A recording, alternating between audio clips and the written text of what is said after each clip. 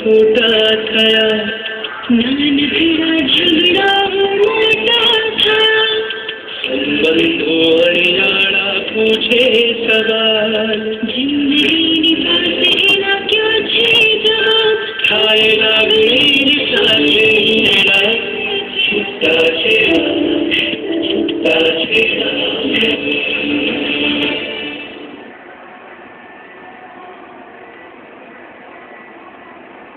એટલે ભગવાનને પ્રાર્થના કરું છું કે મને ઉપાડી લે.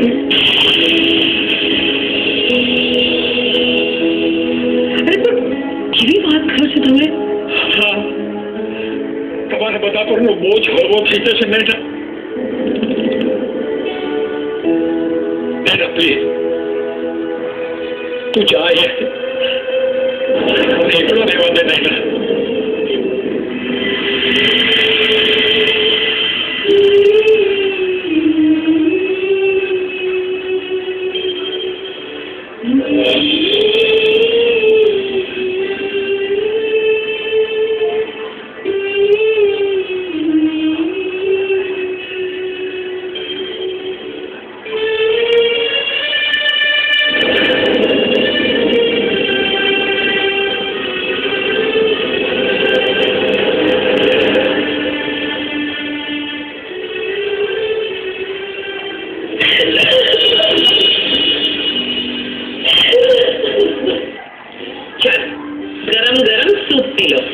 નથી પીવો. નૈના શું બધી વસ્તુમાં ના પાડો છો? પીવો ને થોડો.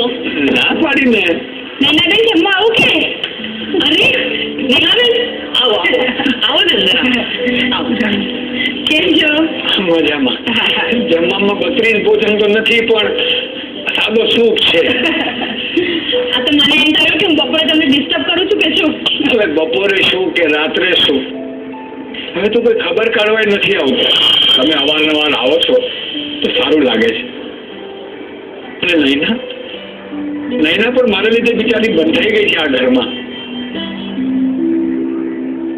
કેમ આમ બોલો છો? જો હું માંદી પડી હોત તો તમે મારી ચાકરી ના કરત?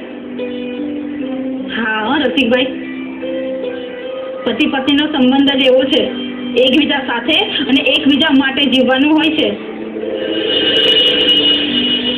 પણ આજે તો હું એક ખાસ કામ માટે આવી છું. ખાસ કામ? અમારું?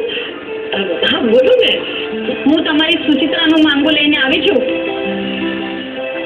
મારા દીકરા આનંદ સાથે. નૈના સાંભળ્યું તે? સુચિત્રાનો માંગો લઈને આવ્યા છે? હા પણ અમારી સુચિ જલ્દીથી માને એવી નથી. હા અરે તો મનાવો એને. આખી જિંદગી કઈ આમ પિયરમાં બેસાડી રાખશો? ના અમને તેના લગ્નની કેટલી હોશ છે. પણ ફોનને બંધ મૂકો એક બાજુએ. અરે જો તમે સુચિત્રા પર આધાર રાખશો ને તો એ પોતાની જાતે હાર નહીં પાડે. તો હું સુચિત્રાને પણ ઓળખું છું ને આપણે પણ એકબીજા સાથે બહુ સારો સંબંધ છે ને એટલે સામે ચાલીને માંગુ લઈને આવીશું. કે પાછા કોઈ થોડી તમારા ઘરે આવવાના છે. ને મારો દીકરો પણ ખૂબ ભણેલો છે, સારી જગ્યાએ નોકરી કરે છે.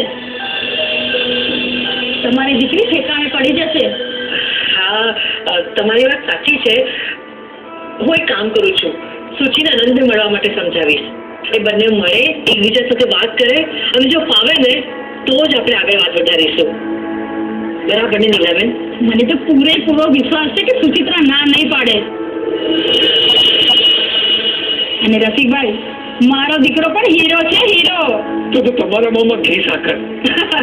ચાલો ત્યારે હું નીકળું છું. અને એમ કઈ હોય ચા મૂકું છું. ના હવે તો મોઢું મીઠું કરવા જ આવી છું. ચાલો જય શ્રી કૃષ્ણ. સંભાળીને જજો. હા આવજો આવજો.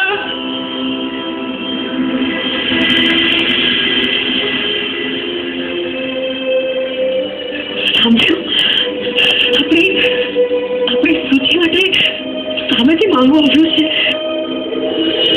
રસિકભાઈ અને નૈનાબેને સુચિત્રાને આનંદને મળવા માટે ખૂબ સમજાવી, પણ સુચિત્રા માનવા તૈયાર નહોતી. એને લાગતું હતું કે પરિવારને એની જરૂર છે, એનો પરિવાર એની જવાબદારી છે. પણ રસિકભાઈનો આગ્રહ હતો કે એક વાર તો અનંતને મળવું ખરું જ, અને પછી ગમે તો વાત આગળ ચાલે. રસિકભાઈ પોતે નોકરી નહોતા કરી શકતા, એટલે એમણે ટ્યુશન્સ કરવાનું નક્કી કર્યું. પણ સુચિત્રાની ઈચ્છા નહોતી. એને એમ હતું કે પપ્પા કાંઈ કામ ન કરે, ઘરમાં આરામ કરે.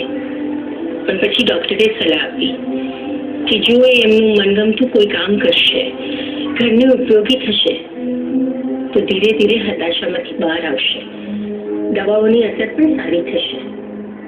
અને એટલે રસિકભાઈએ ટ્યુશન કરવાનું શરૂ કર્યું.